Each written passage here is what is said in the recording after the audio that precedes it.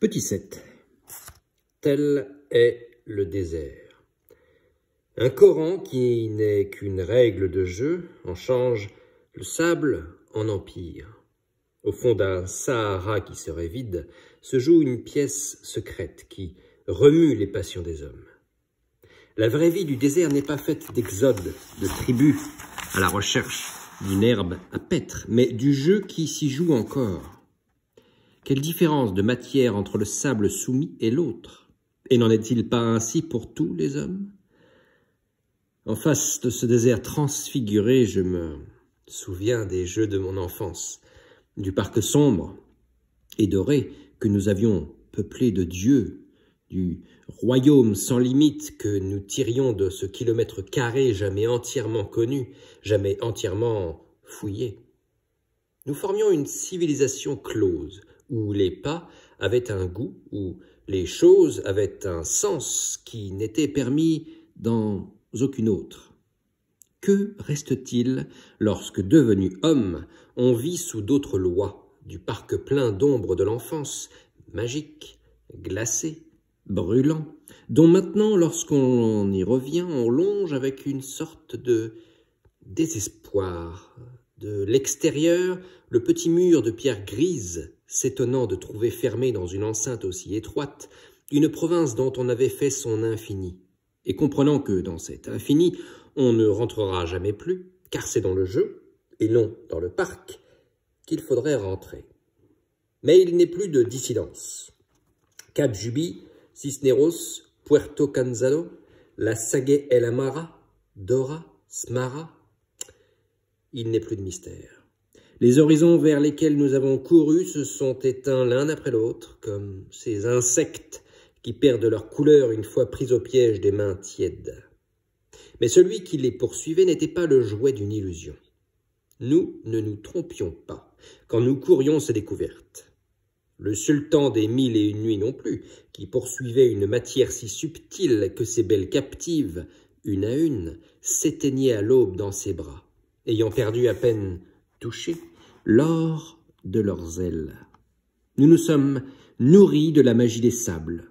D'autres peut-être y creuseront leurs puits de pétrole et s'enrichiront de leurs marchandises, mais ils seront venus trop tard, car les palmeraies interdites, ou la poudre vierge des coquillages, nous ont livré leur part la plus précieuse.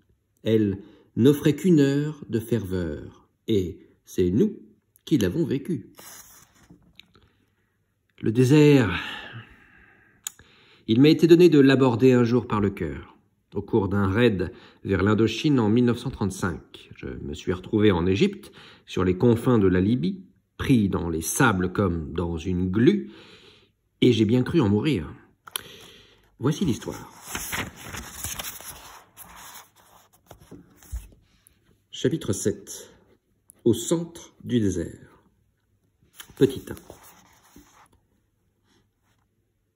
En abordant la Méditerranée, j'ai rencontré des nuages bas.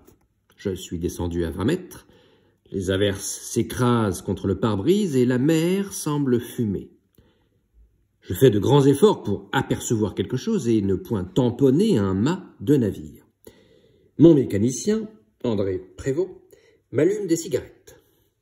Café? Il disparaît à l'arrière de l'avion et revient avec le thermos. Je bois. Je donne de temps en temps des chiquenaudes à la manette des gaz pour bien maintenir 2200 tours. Je balaye d'un coup d'œil mes cadrans. Mes sujets sont obéissants. Chaque aiguille est bien à sa place. Je jette un coup d'œil sur la mer qui, sous la pluie, dégage des vapeurs comme une grande bassine d'eau chaude. Si j'étais en hydravion, je regretterais qu'elle soit si creuse, mais je suis en avion. Creuse ou non, je ne puis m'y poser. Et cela me procure, j'ignore bien pourquoi, un absurde sentiment de sécurité. La mer fait partie d'un monde qui n'est pas le mien. La panne, ici, ne me concerne pas, ne me menace même pas. Je ne suis point gréé pour la mer. Après 1h30 de vol, la pluie s'apaise. Les nuages sont toujours très bas, mais la lumière les traverse déjà comme un grand sourire. J'admire cette lente préparation du beau temps. Je devine sur ma tête une faible épaisseur de coton blanc. J'oblique, pour éviter un grain, il n'est plus nécessaire d'en traverser le cœur. Et voici la première déchirure. J'ai pressenti celle-ci sans la voir, car j'aperçois en face de moi sur la mer une longue traînée couleur de prairie, une sorte d'oasis d'un vert lumineux et profond, pareil à celui de ces champs d'orge qui me pinçaient le cœur dans le sud marocain, quand je remontais du Sénégal après 3000 km de sable. Ici aussi, j'ai le sentiment d'aborder une province habitable, et je goûte une gaieté légère. Je me retourne vers Prévost. « C'est fini, ça va bien. »« Oui, ça va bien. » Tunis. Pendant le plein d'essence, je signe des papiers. Mais à l'instant où je quitte le bureau, j'entends comme un plouf de plongeon.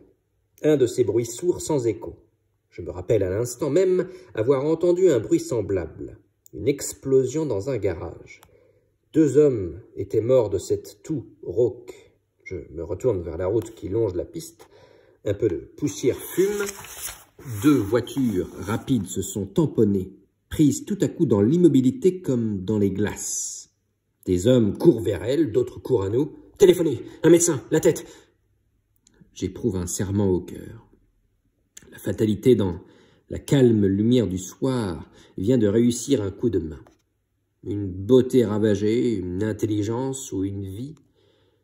Les pirates ainsi ont cheminé dans le désert et personne n'a entendu leurs pas élastiques sur le sable. Ça a été, dans le campement, la courte rumeur de la razzia. Puis, tout est retombé dans le silence doré. La même paix, le même silence. Quelqu'un près de moi parle d'une fracture du crâne. Je ne veux rien savoir de ce front inerte et sanglant. Je tourne le dos à la route et rejoins mon avion. Mais je conserve au cœur une impression de menace. Et ce bruit-là, je le reconnaîtrai tout à l'heure, quand je raclerai mon plateau noir à 270 km/h. Je reconnaîtrai la même toux rauque, le même « han » du destin qui nous attendait au rendez-vous. En route pour Benghazi.